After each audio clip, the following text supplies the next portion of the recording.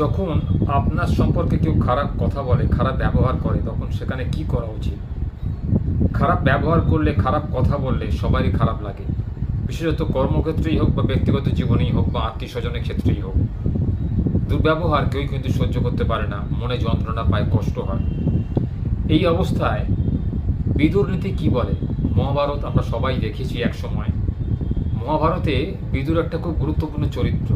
যদিও কোনো বিশেষ কাজে বিদুরকে ব্যবহার করা হয়নি, কারণ মেন চরিত্রটা অভিনয় করেছিলেন পিতামা, ভীষ্ম, দুর্যোধন, পাণ্ডব বংশ এবং কৌরব বংশ এবং শকুনি মামা। এই নিয়ে মহাভারতের কাহিনী। কিন্তু সেখানে বিদুর, যিনি ছিলেন ধৃতরাষ্ট্রের একটি সঙ্গী বা মন্ত্রী, তিনি একটি গুরুত্বপূর্ণ ভূমিকা পালন করেছিলেন মহাভারতের যুদ্ধের ক্ষেত্রে।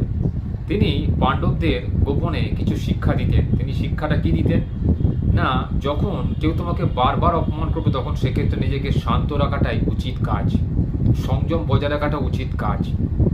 সেই মুহূর্তে যে তোমাকে ভুল বোঝাচ্ছে, তুমি যদি তার উপর চড়ো হয়ে কথা বলো বা জোরে কথা বলো বা তর্ক করো, সেক্ষেত্রে সেই পরিস্থিতি কিন্তু বিগড়ে যায়।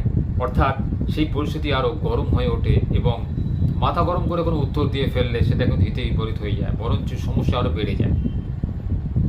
প্রতিশোধ ক্রিয়াটাকে মন থেকে মুছে ফেলা উচিত। যদি প্রতিশোধ নিতে যাও তাহলে কি হবে না, তুমি তাহলে সেই পর্যায়ে চলে যাবে। অর্থাৎ সেই মানুষটার মধ্যে তুমি নিজেকে করে ফেলবে।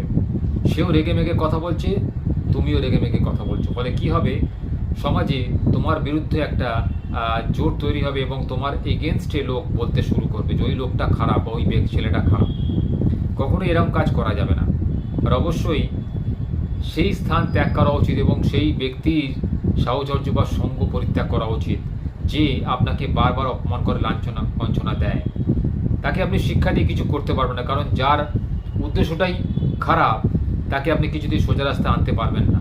সেক্ষেত্রে আপনাকে দূরত্ব বজায় রাখাটাই উচিত কাজ হবে। আর সর্বোপরি উচিত কাজ কী হবে না, সুযোগ বুঝে সুযোগে সদ্ব্যবহার করা বা সেই ব্যক্তির কথাতেই তাকে একদিন পরাজিত করা। সে যে কথা বলে আপনাকে পরাজিত করেছে, আপনাকেও সেই কথা বলে বা সেই সুযোগ বুঝে আপনাকে ঝোঁক বুঝে কোপ মারতে হবে। অর্থাৎ তাকে মুখে মুখে জবাব না দিয়ে একটু সময় নিয়ে বিচার বিবেচনা করে সেই অপমানটাকে মাথায় মনে রেখে আপনাকে কিন্তু তার প্রত্যুত্তর দিতে হবে কাজের মাধ্যমে, অর্থাৎ গোপনে নিভৃতে। এটা করলে কী হবে, শত্রু ভয় পেয়ে যাবে এবং যে আপনাকে বারবার অপমান করছে সে কিন্তু আর অপমান করার সাহস বোধ করবে না। এভাবে চললে আশা করব আপনাদের জীবনে অনেক শান্তি ফিরে আসবে। আপনারা সঠিকভাবে নিজের জীবনটাকে